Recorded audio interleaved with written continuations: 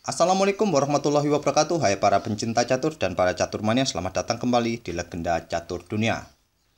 Kembali lagi kawan-kawan, saya akan berikan sebuah partai yang cukup menarik, di mana nantinya kawan-kawan akan melihat bagaimana seorang pemain membuat langkah ilegal di akhir-akhir permainan, melangkahkan rajanya sebanyak 2 kali sebelum dia menekan jam.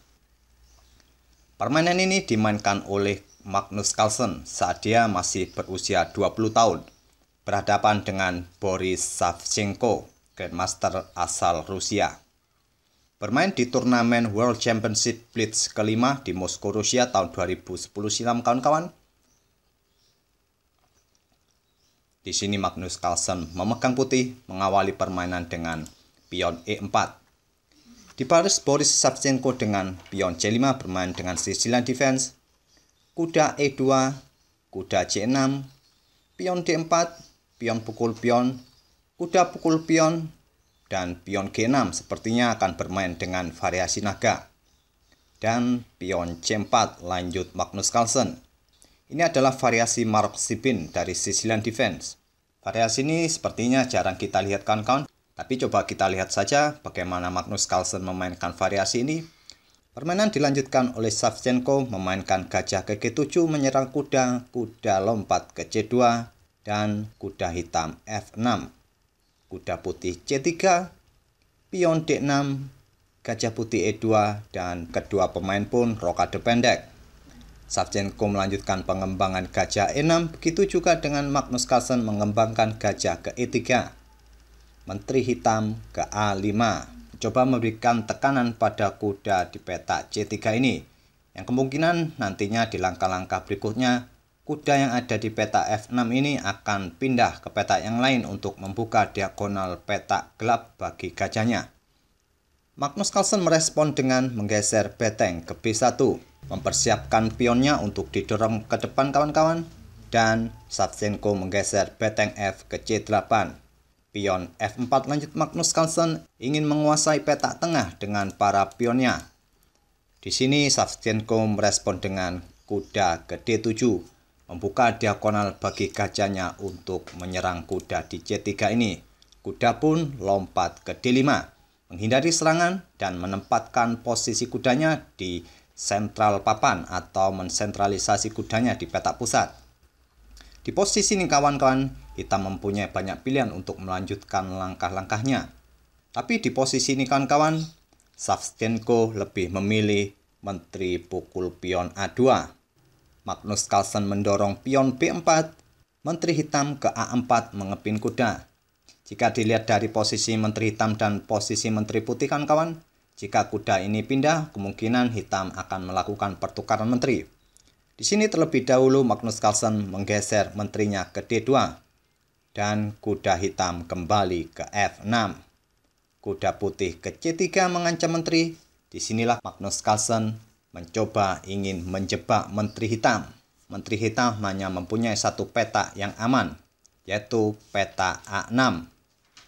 Tapi keamanan menteri ini hanya untuk sementara karena putih akan menggeser betengnya ke A1 dan menteri hitam pun akan terjebak. Jadi di posisi ini menteri hitam sebetulnya sudah terjebak. Hitam terpaksa harus mengorbankan kudanya untuk menyelamatkan menterinya. Kuda pukul pion E4 dipukul balik oleh kuda dan Savchenko melanjutkan gajah ke F5 mengancam kuda. Di backup dengan gajah pion A5 lanjut Savchenko menantang pion putih. Magnus Carlsen tidak tertarik untuk pukul pion, mendorong pionnya mengancam kuda. Kuda lompat ke B4. Simpel saja bagi Magnus Carlsen, setelah unggul 1 perwira, Magnus Carlsen sebisa mungkin mengadu para perwiranya untuk menyederhanakan bidak-bidak di atas papan. Kuda putih dipukul balik oleh pion. Beteng pukul pion mengancam menteri, menteri ke A3, dan beteng kembali turun ke B1. Beteng hitam naik ke A4 mengincar pion C4 setelah gajah pukul kuda. Nantinya setelah gajah pukul gajah, pion ini akan dipukul oleh beteng. Dan Magnus Carlsen membackup pionnya dengan beteng ke C1. Pion D5 balas Savchenko mengorbankan pionnya. Pengorbanan ini tidak diterima oleh Magnus Carlsen. Magnus Carlsen melangkahkan kuda ke F2. Kenapa pion hitam ini tidak dipukul oleh putih, kawan-kawan? Pion ini bukanlah pion gratis. Karena jika putih di posisi ini memilih pion pukul pion, maka terbuka jalan bagi beteng serta gajah untuk bersiap pukul kuda putih ini. Mungkin terlebih dahulu hitam akan pukul beteng C1 skak, setelah beteng pukul beteng barulah gajah pukul kuda. Dan materi pun akan kembali seimbang. Oleh karena itu Magnus Carlsen tidak tertarik pukul pion racun ini. Melangkahkan kudanya ke F2. Kembali menantang pertukaran perwira. Tantangan diterima, gajah pukul gajah. Dipukul balik oleh menteri. Dan hitam pukul pion C4 mengancam menteri. Kembali lagi kawan-kawan, Magnus Carlsen bermain cukup simpel dengan menteri pukul menteri. Beteng pukul menteri mengancam gajah, gajah lari ke B6. Pion F5 lanjut Savchenko, raja putih bergeser ke F1. Pion E5, pion pukul pion dipukul balik oleh gajah, dan pion H3. Raja hitam ke F7, beteng putih naik ke C2, bersiap untuk menumpuk betengnya di lajur C, dan beteng ini juga bertujuan untuk menghadang pergerakan beteng hitam yang mungkin akan menduduki baris kedua. Savchenko merespon dengan beteng ke B3, menawarkan pertukaran beteng. Tantangan ditolak oleh Magnus Carlsen menggeser betengnya ke D1. Jika Magnus Carlsen menerima tantangan beteng pukul beteng, maka pion hitam ini tak akan bisa dibendung lagi untuk promosi menteri. Magnus Carlsen pun hanya menggeser betengnya ke D1. Savchenko melanjutkan beteng pukul pion. Gajah putih ke D4 menantang pertukaran gajah, tantangan ditolak, gajah bergeser ke G3. Gajah putih ke E3, beteng bergeser ke E5 mengancam gajah, gajah ke B6, dan beteng naik ke C6 kembali mengejar gajah. Magnus Carlsen merespon dengan beteng naik ke D7 skak. Ditutup dengan beteng, beteng pukul beteng dipukul balik oleh raja, dan Magnus Carlsen menggeser gajahnya ke A5. Kini jalan bagi pion di lajur B ini terbuka kawan-kawan. Savchenko mendorong pionnya ke B5. Lihatlah kawan-kawan, sampai langkah ke-38 ini, walaupun Magnus Carlsen unggul satu kuda atas hitam, tapi dia kalah jumlah pion. Hitam unggul 3 pion atas putih.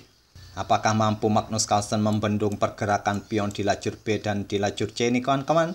Kita lihat saja langkah-langkah berikutnya. Magnus Carlsen menggeser betengnya ke B2 mengincar pion B5. Tidak dihiraukan oleh Savchenko memainkan atau mendorong pion C3. Beteng pun kembali ke C2. Gajah hitam ke E5 melindungi pionnya. Kuda ke D1. Magnus Carlsen memberikan 3 tekanan bagi pion di peta C3 ini. Savchenko melanjutkan menggeser raja ke F7. Raja putih ke E2. Beteng hitam naik ke C4 bersiap untuk mendorong kembali pion di lajur B.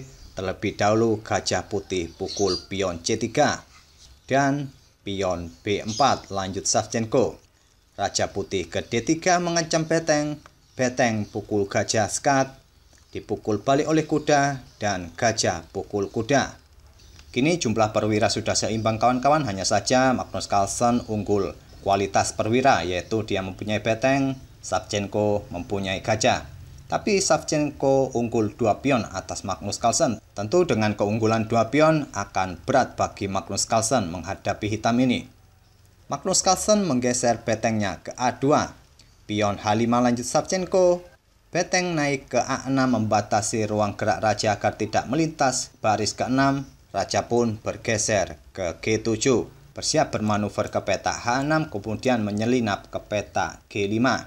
Raja putih ke C4, raja hitam ke H6, dan beteng ke B6. Mungkin bersiap akan pukul pion ini. Savchenko tidak peduli, dia melangkahkan kembali rajanya ke G5, raja ke D3, dan gajah mundur ke E1. Dan di langkah berikutnya inilah kawan-kawan, Magnus Carlsen membuat langkah ilegal. Atau bahasa kampungnya di sini kawan-kawan, Magnus Carlsen membuat langkah pir-piran atau ngepir. Di sini Magnus Carlsen melangkahkan rajanya ke D4. Ini adalah langkah blunder. Tapi sebelum menekan jam kawan-kawan, Magnus Carlsen kembali melangkahkan rajanya ke C4.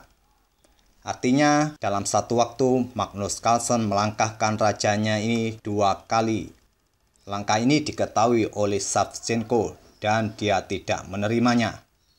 Karena pada posisi ini kawan-kawan, saat raja ke petak D4, posisi raja satu diagonal dengan betengnya.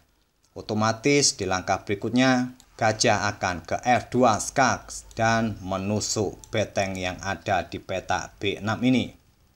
Tapi lucunya kawan-kawan, di posisi ini setelah melangkahkan rajanya ke D4 sebelum menekan jam, Magnus Carlsen kembali melangkahkan rajanya ke C4. Dan untuk jelasnya kawan-kawan bisa melihat cuplikan video berikut ini.